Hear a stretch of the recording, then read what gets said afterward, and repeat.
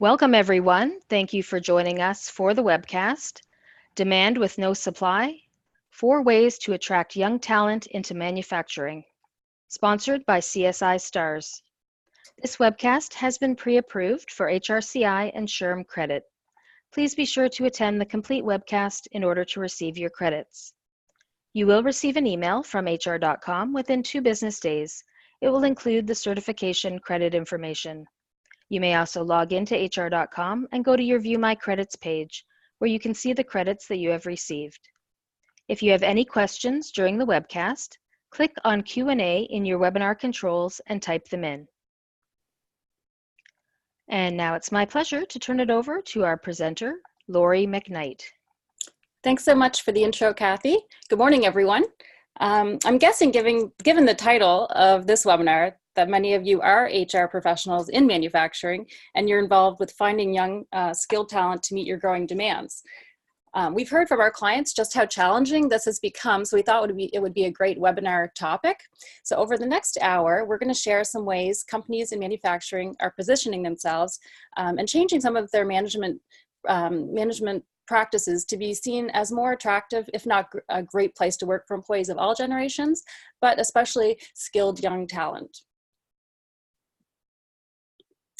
So my name is Lori McKnight. I'm the Vice President of Recognition for CSI Stars.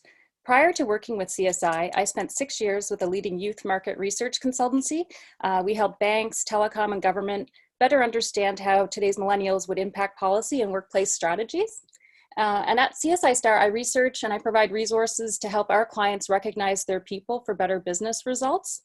And I've asked Rob Fenwick to join us today. Rob is a great guy and he has a lot of manufacturing industry experience. He's worked with companies from startups to global manufacturing organizations, helping them optimize their people, their processes, and their practices. So welcome, Rob. Thanks so much for joining me today. Maybe you can take a couple minutes to share with the listeners a little bit about your background. Sure. Thanks, Laurie. My background is a mix of both industry and consulting. I started with one of the big 4 consulting firms and had experience across North America with several manufacturers, companies like Frito-Lay, BASF, Bridgestone, Firestone. I also held senior positions in industry, specifically in health and safety as well, which we'll dive into later in the presentation. So excited to share some of those examples. Great, thanks. I'm really excited to have you here. So over the next hour or so, Rob and I are going to cover 3 things. We're going to start and we're going to address the state of people capital in manufacturing and some of the perceptions that exist in the industry that may be hurting your recruiting efforts. And then Rob's going to talk to you. He's going to share a real life example of a company that's getting it right and reasons why, as well as a more traditional company that hasn't evolved with the times and why it's struggling. And then we'll provide 4 ways with actionable suggestions that you can take back to the office to better position your company as a place young people want to work. Okay, so let's kick things off and talk a little bit about employee engagement. Here's the state of employee engagement in manufacturing compared to the overall US workforce. As you can see, the manufacturing sector is lagging the overall workforce. Despite having recovered about 1 million jobs since 2008, the manufacturing engagement rates are about 25%. So that means 75% of employees are not engaged, and it's about 25% worse than the national average, despite the manufacturing employees having the longest tenured service level of 9.7 years compared to about 4.2 years overall. So why is employee engagement worse in manufacturing than overall?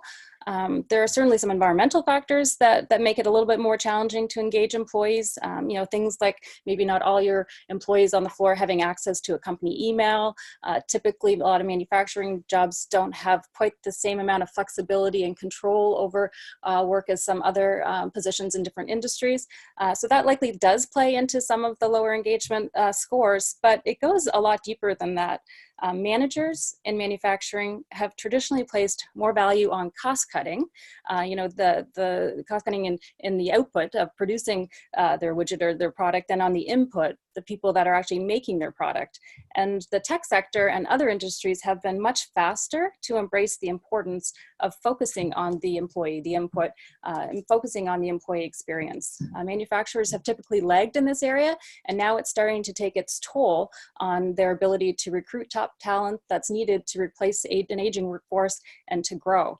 So over this session, we're going to provide some stats and examples of top performing manufacturers with high engagement to help you convince your managers that their quality, their speed, and the output will be much stronger if they focus more on the people, on the employee experience.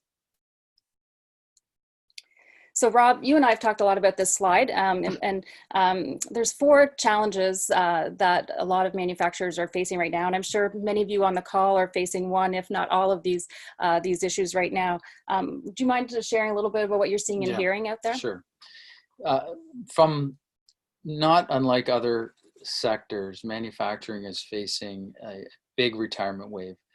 And with the rapid deployment combine that with the rapid deployment of manufacturing technologies, robotics, and other automation, there's a real fear of not being able to find skilled workers to operate these technologies. So which leads to this recruitment challenge where manufacturers are competing with perceived, quote, sexier companies for these high skilled workers, which is a real challenge. In fact, the skills shortage in manufacturing is starting to take over cost control as the #1 issue facing plant managers. Recruiting those employees and then retaining those employees. So once you've got that highly skilled technical employee, they are in very high demand and making retention even more and more important. So we'll talk about that as well. Because they do have opportunities elsewhere all the time. And finally, safety. In reality, manufacturing, there is a higher safety risk in manufacturing versus, say, banking or software company. So you must have good safety practices in place to overcome this perception.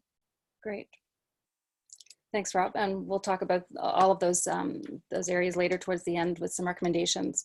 So 80%, if you look around your workplace, I'm sure that 80% stat there doesn't surprise you. 80% of manufacturing jobs are employed by employees over 45 years of age.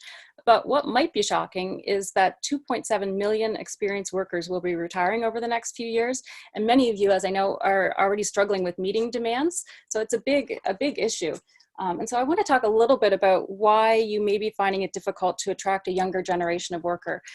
Skilled workers in general are, are a hot commodity, but we've heard from a number of clients that it's been really difficult to attract a younger person into the organization. And well, it has a lot to do with outdated perceptions of the industry and the type of jobs available in manufacturing. Manufacturing does have a bit of a branding problem. The jobs have changed. They're not the dirty, mindless tasks that sometimes people think of when they think of manufacturing.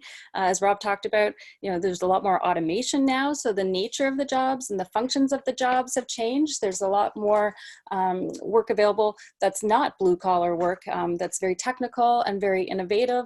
Those opportunities exist, but that message isn't necessarily getting out to students, to millennials, and to their parents. And to get bums into interview seats, you really need to promote your company as having a viable career path that's innovative, that pays well, that has a positive and very safe environment to both the young people and their parents. I'm going to get into that in a sec. But for some of you, you're already doing a lot of great things, and you have an amazing organization that does have all of the things that I mentioned about having a good career path and paying well in a safe environment. But for others, and for many, management practices really need to evolve and change to overcome those perceptions and to actually create a workplace where people want to work. And I wanted to provide this slide because it's proof of the branding problem. There was a study done in 2008 by Leading to Learn, and it talked about only 1 in 3 in 10 parents would consider guiding their child towards manufacturing. And only 49% of millennials think manufacturing offers a fulfilling career, with 32% of parents thinking that manufacturing is clean and safe. So why I'm bringing this up, because parents are a big part of the equation. They're a really big part of the branding problem too.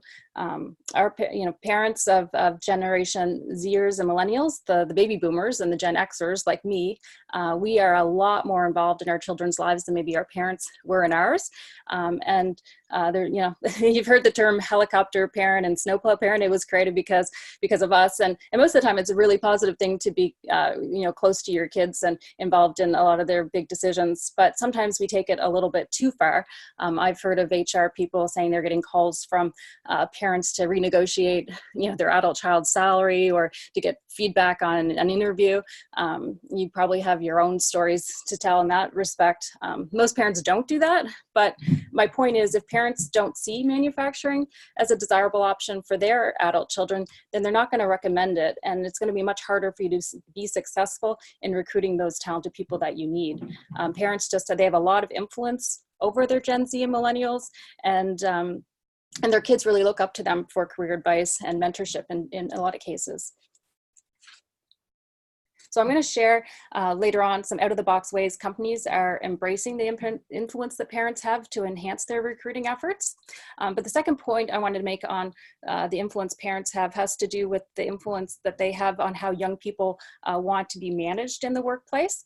Lindsay Pollack has a great book. It's called, many of you may have read it, it's called Remix, Leading and Succeeding in a Multi-Generational Workplace.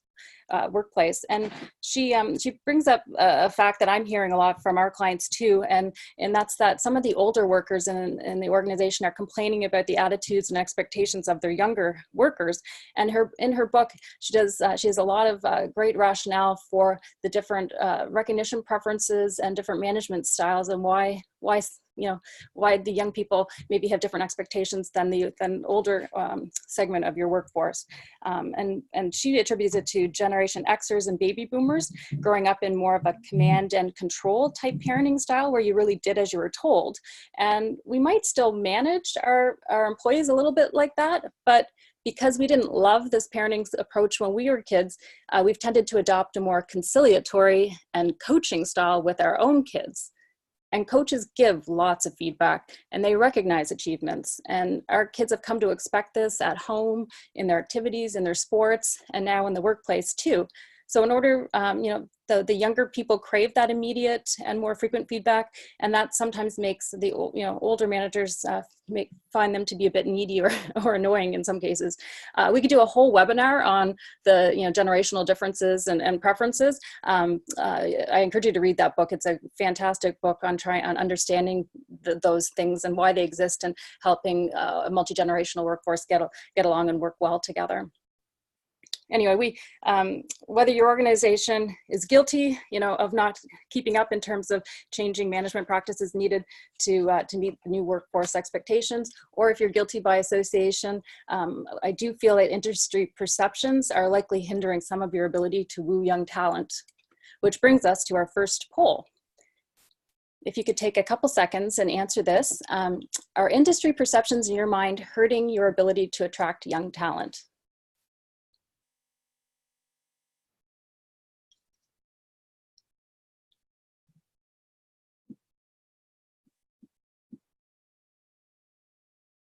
I'll give you a couple seconds for that to come in.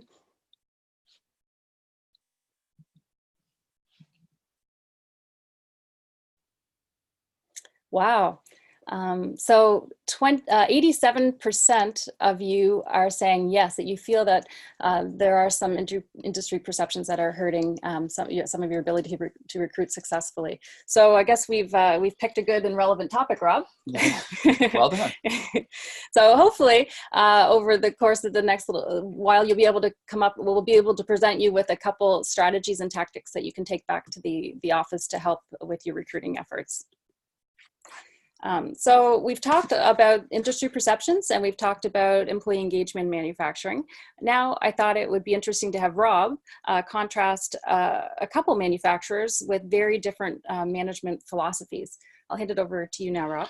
Okay, Laura, I'll talk about two different companies. Names have been removed to protect the innocent here, because the first company you'll see is a lot different than the second company. So the first company is a furniture business. It's family run. It's a bit smaller than the second company.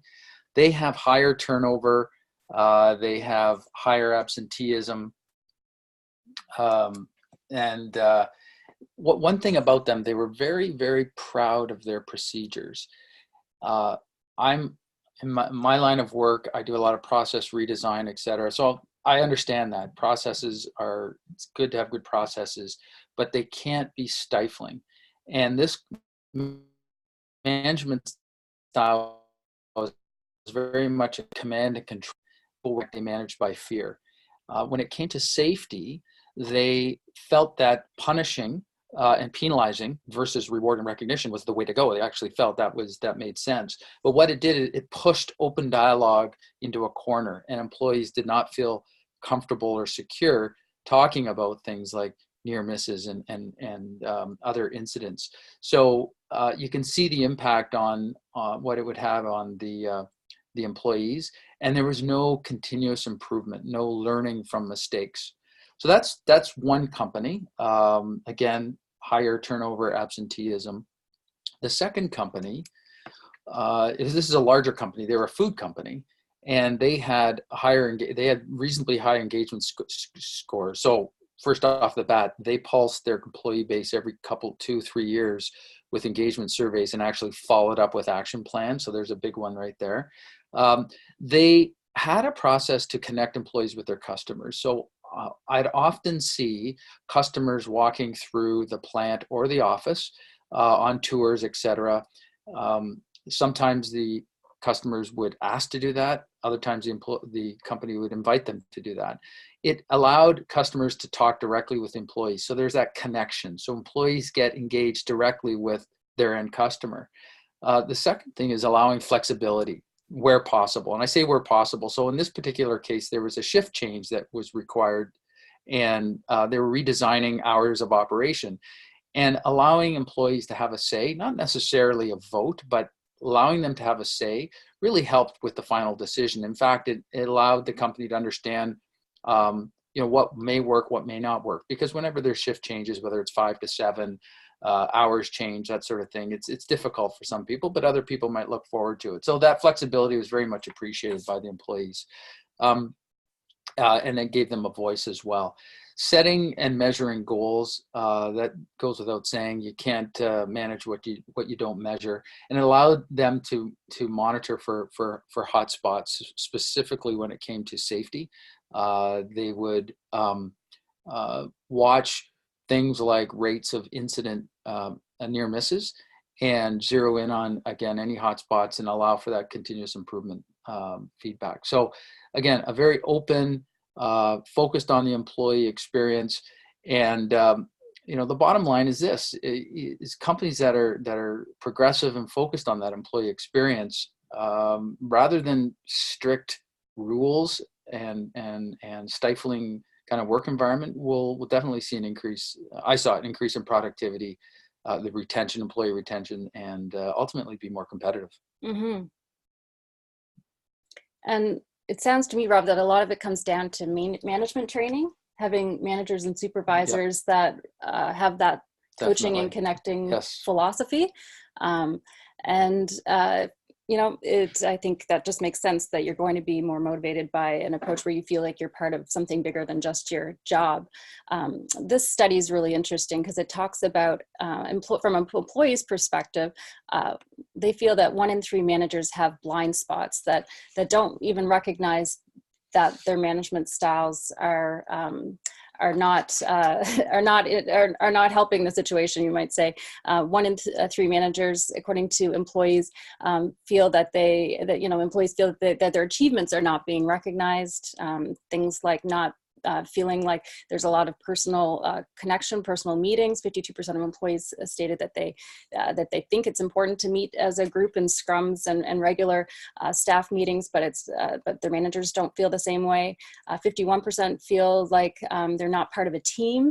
Almost half of the people polled said that they don't feel that their managers recognize their ideas or others' ideas, and that they're not open to feedback.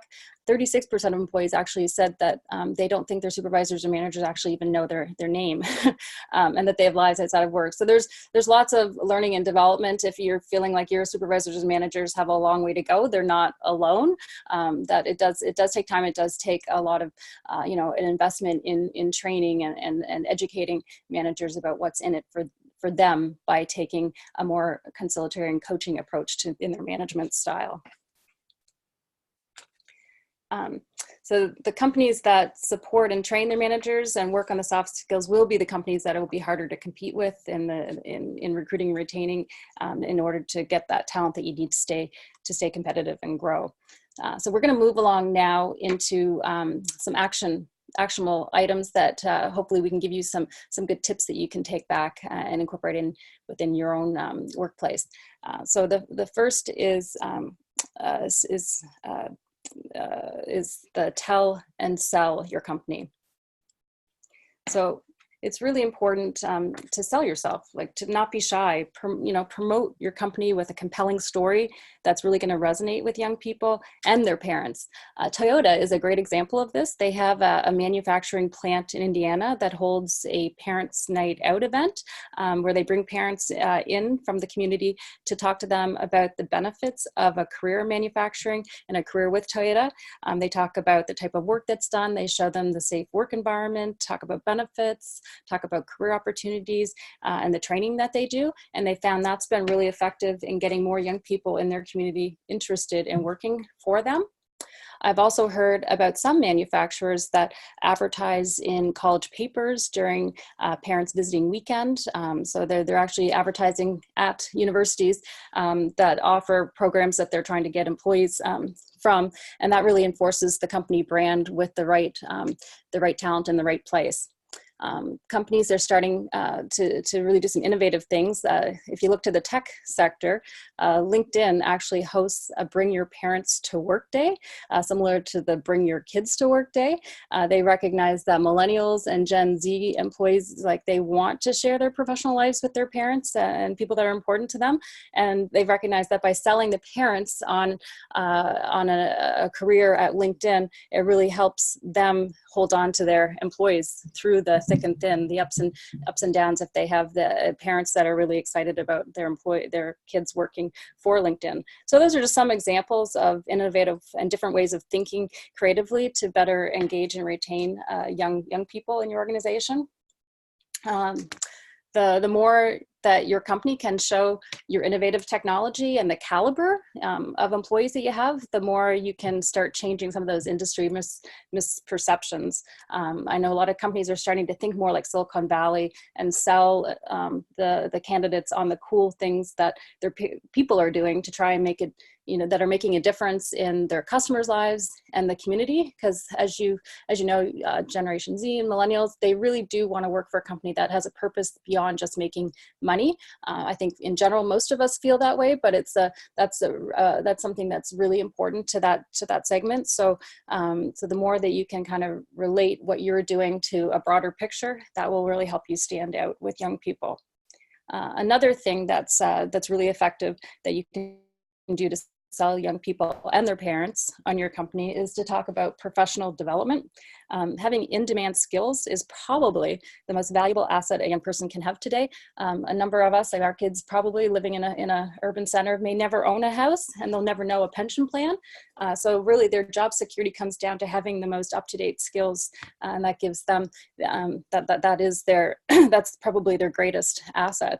And I know I've talked to some employers who really worry about investing a lot in skills development, and they're fearful that your talented, skilled people that they've invested in will leave for more money, but chances are your employees will leave and more likely to leave for employers who give them those training opportunities and not the other way around. So the more that you can invest in training and provide a clear path during the recruiting process, as well as once you've onboarded and got an employee within your organization, the better chances that you will have them stay with you and they won't be wooed to other competitors. So that's a little bit of some ways, hopefully, that you can take back to that you can try and sell talent on your company a little bit more.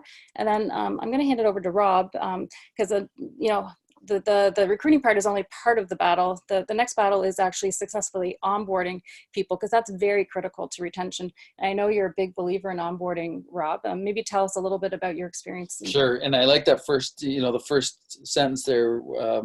Acquiring is keeping is as important as acquiring. It's like a new customer almost. And these stats here, a third leave within 6 months, a quarter leave within a year, pretty telling.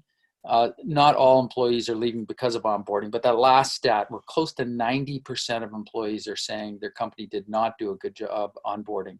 So think about your own experience, and was it a robust process each time? From an onboarding perspective, I see a lot of companies fumble through it. Other companies may have a great process, and they can show me, hey, this is what we do. But when you actually see what's happening, there isn't a lot of follow-up to ensure it's happening. So here's a few things that I've seen that work from an onboarding perspective. First of all, multiple mediums, whether it be field visits, customer visits, videos, manuals. Think about all the different ways you can approach this process. So a couple of things. I've experienced and participated in what we called ride-alongs, where new employees would sit in the passenger seat of a delivery truck, if that is part of your business, to watch your product being unloaded at a customer site, at a distribution center, whatever. Great opportunity to talk to and meet customers face to face. Also, I experienced spending a day with a salesperson. So a couple of things. One, you understand from them exactly what their day in the life of a salesperson is. If you can make it happen, meet customers or meet prospects. And then, building a relationship with someone that that new employee may not have an opportunity to meet in their day-to-day job. So that's another thing that I've seen that works very well. And then, of course, video technology and is prevalent today and useful. The second one is making managers accountable. I mentioned I've seen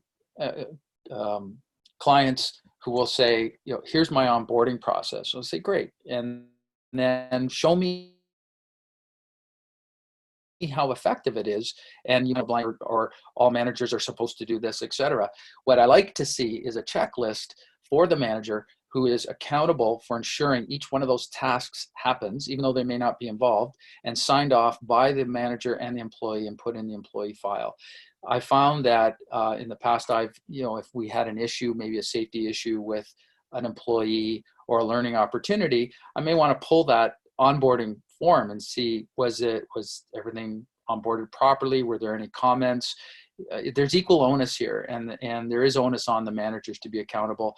And then also feedback loop with that management team. Is it working? How can we tweak this process? And that's an ongoing process as well. And the final one is assigning a buddy. As we all know, new employees don't always feel comfortable asking all questions to their brand new supervisor or manager first day, first week, first month.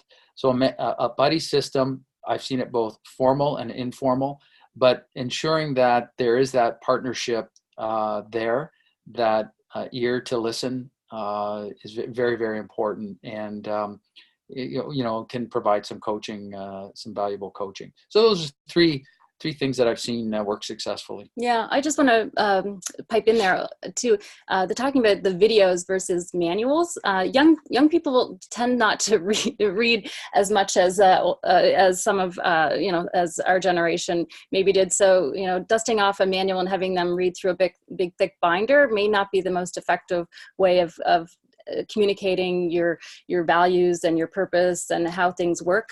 I know a lot of companies are getting into doing videos. They're having impact videos that talk about the impact that their product has on the world, how it's being used, how customers are using it, testimonials from customers, testimonials and quotes from other employees that talk about how how they feel about what they're doing and how it impacts in a bigger scale. So having videos that talk to your purpose and mission may be something to think about going forward. And the other thing is getting your senior managers involved from day one in the onboarding, either setting up an interview with them or having them pop into the orientation day, just to give them some exposure and just visibility, and to show people that they matter, and that they're being welcomed into the organization from a high level. I think those things really do help improve your onboarding.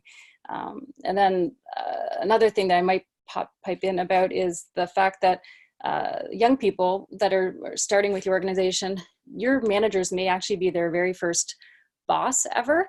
And so it's good for your managers to understand that and to be as clear as possible with their expectations for their employees, and not to make assumptions about what people may know, because they are pretty green and they're going to need some hand holding. So when you build in your manager training to talk about that, even some common sense things like how to pick up the phone are important to understand, that kind of stuff. So the more training you can offer managers on how to properly onboard and how to properly communicate with their employees, their expectations, in addition to the check-ins and schedule training, I think will go a long way. Okay, so from a safety perspective and how to cultivate a culture committed to safety, this is another area I'm very passionate about. First of all, it does start at the top. You've heard that. But one way to test that with your own company is what happens when the CEO opens up a company-wide quarterly call or yearly call? What does he say, or what does she say? I've worked at a company where the CEO opened every call, company-wide call, with safety results. Not, we had a great quarter or great year, this is how much money we made. It was, let's first of all recognize our improvements, our successes in safety. So it starts at the top. And to recognize and measure that, obviously you need some safety goals. So make sure that you have the right safety goals. And yes, there's goals like incidents. You want to keep the incidents down. But a goal that's not used as much and should be used more is near misses. Studies have shown that companies that measure and promote and encourage near miss reporting statistically have lower incident rates. So better safety environments if you're reporting those near misses. Why is that? Well, near misses are accidents that didn't happen. Near misses, there's so much learning you can have from a near miss. And what we implemented when I was running health and safety was a near miss, call it a deep dive. So when there was a near miss, the next day, the employee who had that near miss talked about that near miss with their work group, whether it be the pre-shift meeting or whatever huddle they may have. And that served a couple of purposes. One, learnings from that near miss. Why did I have that near miss? What can we do to prevent that in the future? And two, it was actually cathartic for the employee.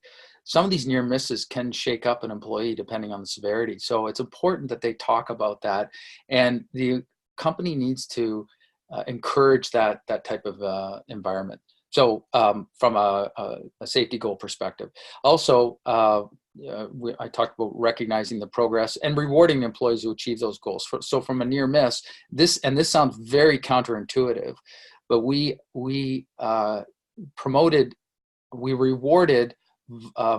the volume of near misses. So the more near misses an employee identified, they may get rewarded with a gift card. Now, we had to make sure those near misses were true near misses, so they weren't just creating things. But that was a turning point for us, because it's very counterintuitive to reward people on reporting near misses. And then finally, asking for feedback. Again, you'll hear me say this a lot, always constantly trying to improve that feedback loop. So there's a lot of data in safety. So the second thing I want to talk about is moving to mobile platforms. What we did was implemented, so there's a lot of data in safety, whether it be for reporting, for communication perspective, measuring against goals, actuals versus goals.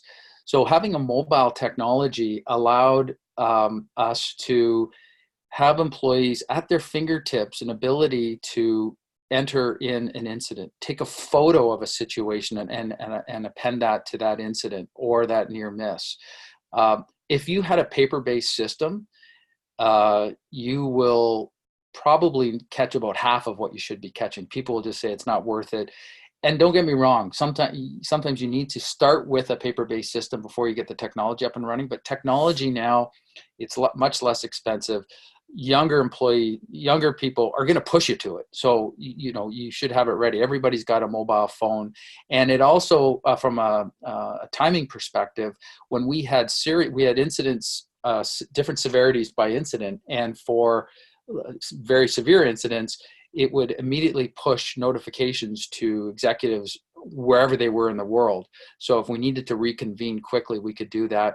Less severe, maybe a lower level of emails, et cetera, out to other folks. So lots of flexibility in mobile technology, and really, really helped enable a safer work environment. I actually have an example of that. We helped a client recently simplify their manual practices by leveraging technology, and it really did promote a culture committed to safety. This organization, we worked with them on actually digitizing a lot of that data, that manual safety data that Rob was talking about. And then we created a website where managers could go in and actually assign points to employees who filled out near miss reports. So all the reports were logged in electronically, and then the manager would review them and assign points to reinforce and to try and encourage more of those near miss reporting, because there is a strong correlation, as Rob said, between near miss reporting and safety. And safety. And we saw it firsthand, actually, with the result of this program after an 18-month period, was that there was a decrease in the injuries and accidents within the organization, and there was a huge increase in the near miss reporting, and they actually ended up spending less money on their recognition safety program by using this mobile technology. It was very inclusive, it was very impactful, it was really easy to use, and the feedback from the client was amazing. The managers as well as employees really liked the tool. It made things simple for them. They found that it actually increased internal communication between the various locations, because they were able to share some of their best practices. They were able to publicly recognize people who were doing some everyday things to make, to go above and beyond for each other as well as for the customer. They were able to broadcast their safety goals. And in some cases, they actually had these little friendly competitions between locations to see who would hit their safety targets first, and who had the best safety targets, safety scores. So it was a great tool. In terms of rolling it out, you really do need a client champion. Ryan was ours, and he had strong support from leadership, that leaders really did believe in the importance of creating a safe environment, and they were very supportive of him, and he was very involved with us and pulling this platform together. So my lesson learned from that would be to get one champion on side, make sure that you have leadership support, and those are the two kind of key success factors in rolling out a new digital platform. So I'm just curious, this is our second poll. I'm just curious about your own safety processes and platform. Are you happy with the participation that you get in your safety program now? Or do you feel like there is room for improvement, that you need to start looking towards more digital technologies and ways of giving managers and employees the tools? I'll give you a couple seconds to.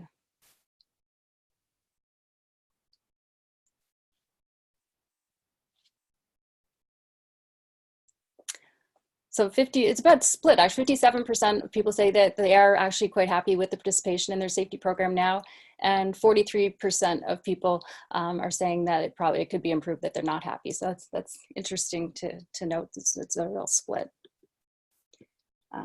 So the fourth way to create a workplace where all generations of employees want to work is to recognize all your employees more often. It's as simple as that, really. While I've talked about the importance of young people and their expectations for more recognition and more feedback in the workplace, it's not just young people. According to this stat, 54% of manufacturing employees cite lack of motivation and not feeling valued as a daily challenge, that they really don't feel like they're being recognized for coming to work every day and working hard and as well as the contributions that they're making to the organization.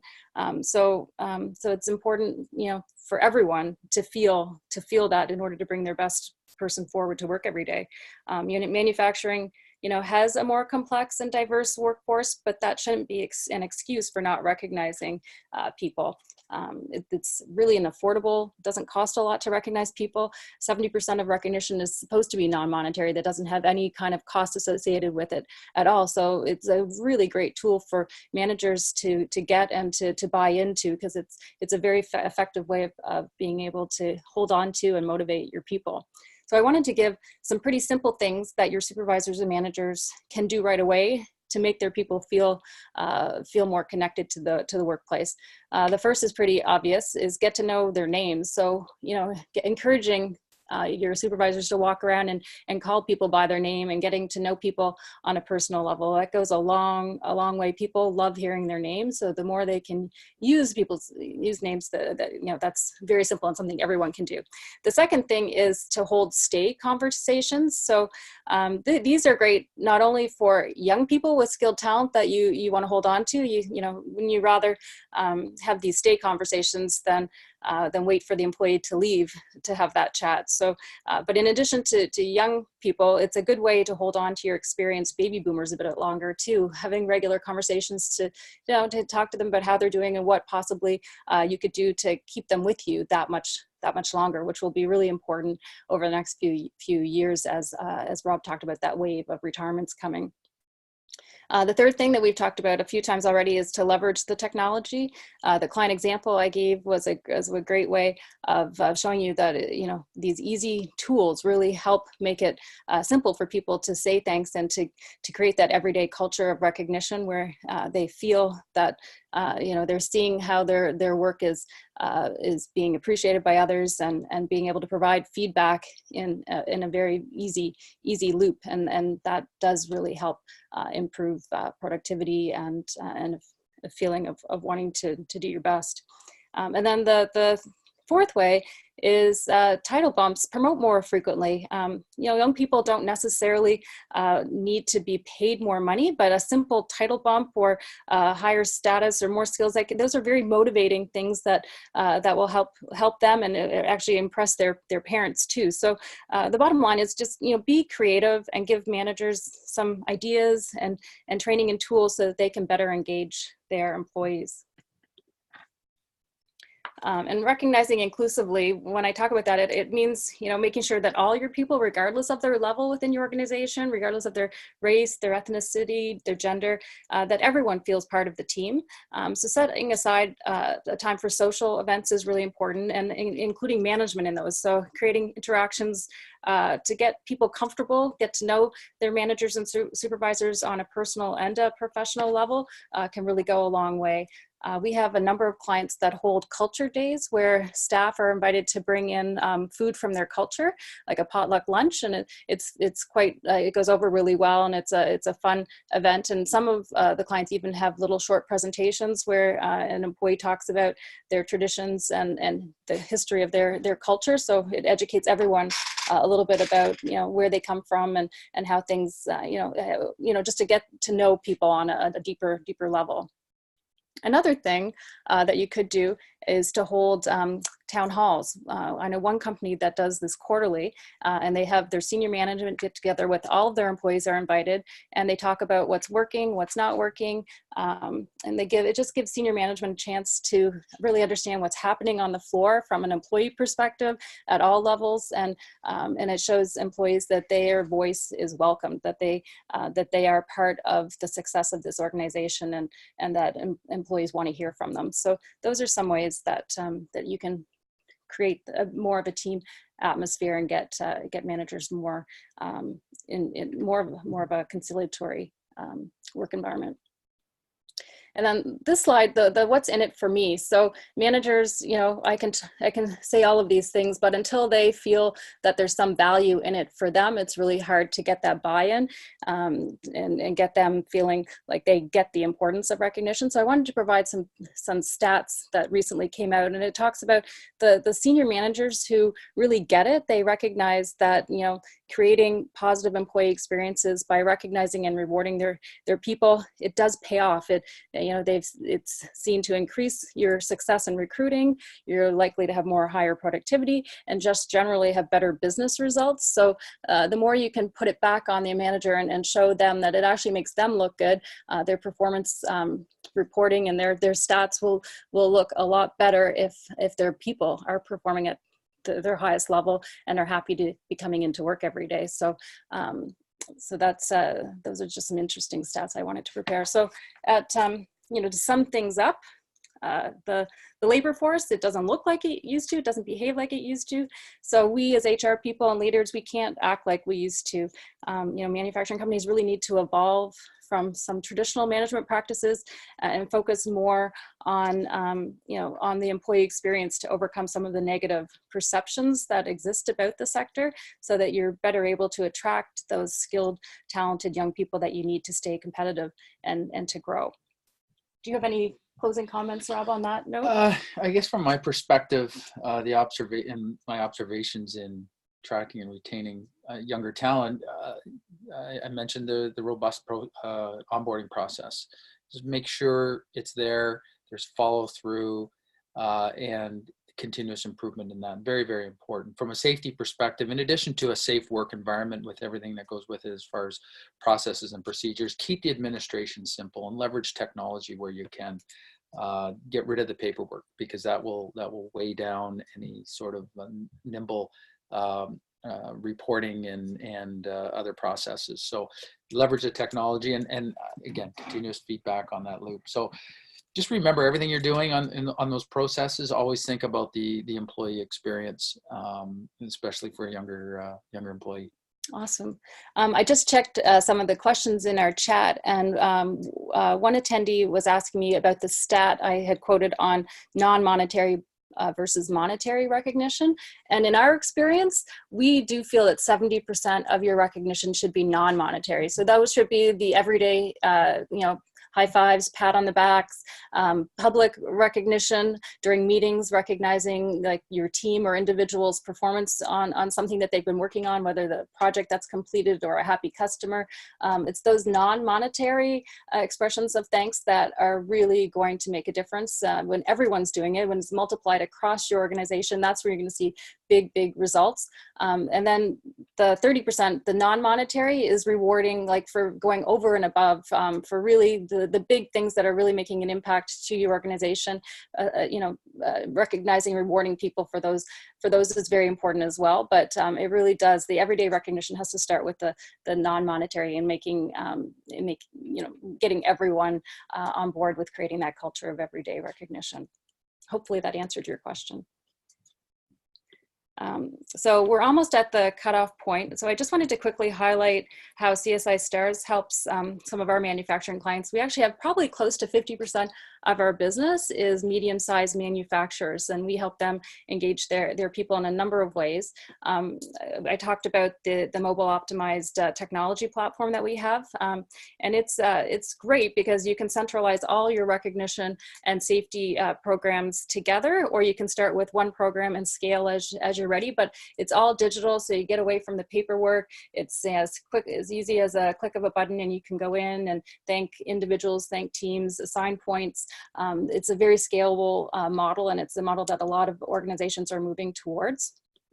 And then we also do the traditional service award program too. We've been doing this for 40 years. We have amazing packaging, and we have a really solid program that we do very well. And a lot of our clients are starting to actually add non-monetary social recognition tools onto their service award programs, so that they can recognize all employees, not just those that are celebrating milestones.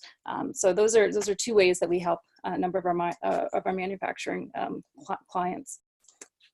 I see another, is there another question here? Oh, the title of the book that I recommended, it's called Remix, Successfully Recruiting and Retaining a Multi-Generational Workforce. It's by Lindsay Pollock. It's a great book. I encourage all of you to read it. It's excellent. Just gonna get, just to wrap things up, we have on our website a lot of free resources that are designed to help train managers, tips and tools and videos that you can use to try and educate your managers on the what's in it for me, why it's important for them to increase the amount of recognition that they give in the workplace. We actually have right now a Thanksgiving giveaway where it's a tickle trunk of thank you cards, welcome aboard cards, workplace posters, there's gift cards, and they're all designed for you to give to managers so that they've got some items on hand that they can start practicing recognition in the workplace right away. So if you go to our website, you can enter to win that manager tickle trunk of resources. And then we have this initiative called Random Acts of Recognition, and we post ways that our clients and other companies are recognizing their employees in unique ways. So if you go to that website, you might be able to pick up some ideas, and if I welcome you to also submit your own random act of recognition. It's a great way of amplifying the recognition and getting some public recognition out to the employees for doing some great things. And then if anything caught your eye or you wanted to talk a little bit further with Rob or I on any of the topics that we discussed, feel free to reach out to me or book a short demo, and we can go through the safety program that we discussed or the recognition platform with you. We're happy to do that. So I think we're just about done, Kathy. I want to thank Rob particularly so much for sharing your expertise with us. I'm sure everyone was able to get a number of good little insights there that they can use. Thank you. I also want to thank Kristen O'Mara, who's our marketing coordinator, and she helped put this deck of slides together. That's about it, Kathy. I encourage all of you to maybe take a couple seconds to fill out the webinar evaluation. So that'll help us improve our presentation for our next virtual event. And I think that's it. I wish you all a great Wednesday and really thank you for listening. I'll now hand it back over to Kathy at hr.com.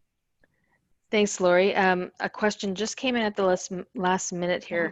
Can you repeat the book you mentioned just now on multi-generation? Oh, okay. It's called, it's by Lindsay Pollock, and it's called Remix, How to Recognize and Retain a Multi-Generational Workforce. Perfect, thank you. So this concludes our webcast for today. I would like to thank our presenters as well as all of you for joining us. If you would like to view this webcast again, the archive recording and slides will be available on hr.com very shortly. Your webcast credits will show in your hr.com account within 2 business days, and we will also send you an email with the credit information. As Lori mentioned, please take a moment and fill out the survey that will appear on your screen in a moment. Your feedback is very important to us. This concludes our webcast. Enjoy the rest of your day.